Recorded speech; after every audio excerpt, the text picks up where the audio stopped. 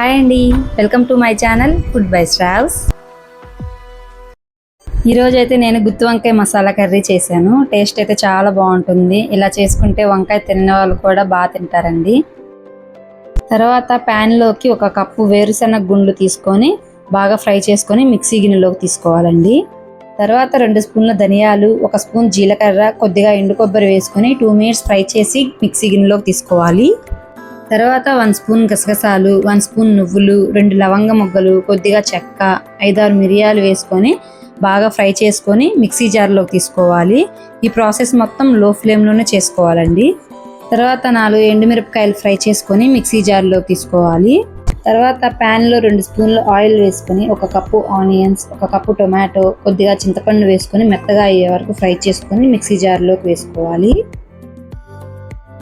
మనం ఫ్రై చేసుకున్న ఇంగ్రీడియంట్స్ అన్నీ చల్లారిన తర్వాత కొద్దిగా సాల్ట్, కొద్దిగా పసుపు, కొద్దిగా కారం వేసుకొని మెత్తగా మిక్సీ పట్టుకోవాలి.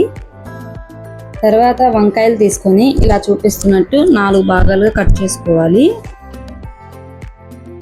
ఇలా కట్ చేసుకున్న వంకాయల్లోకి ముందుగా మిక్సీ పట్టుకున్న మసాలాని జాగ్రత్తగా కాయలకు పట్టించి పక్కన పెట్టుకోవాలి.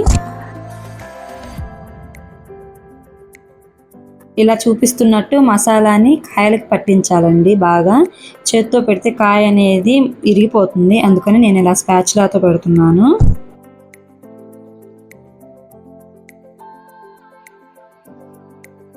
తర్వాత కడాయిలో 4-5 స్పూన్ల ఆయిల్ వేసుకొని మసాలా పట్టించిన వంకాయల్ని ఆయిల్లో వేసుకొని మెత్తగా మగ్గే వరకు ఫ్రై చేసుకోవాలండి. ఇలా వంకాయలు మెత్తగా అవ్వడానికి ఒక 10 మినిట్స్ టైం పడుతుందండి.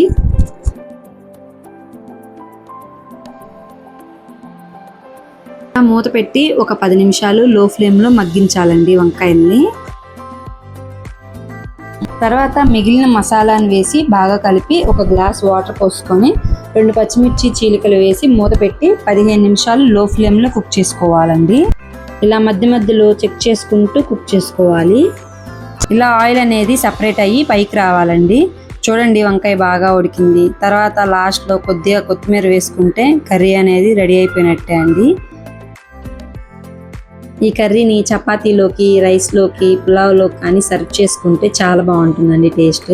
వంకాయని ఇలా చేసి పెడితే వంకాయ ఇష్టం లేని వాళ్ళు కూడా తినేస్తారండి, అంత బాగుంటుంది టేస్ట్. ఒక్కసారి ట్రై చేసి చూడండి. ఈ వీడియో మీకు నచ్చినట్లయితే లైక్ చేసి ఛానల్ని సబ్స్క్రైబ్ చేసుకోండి. Thanks for watching.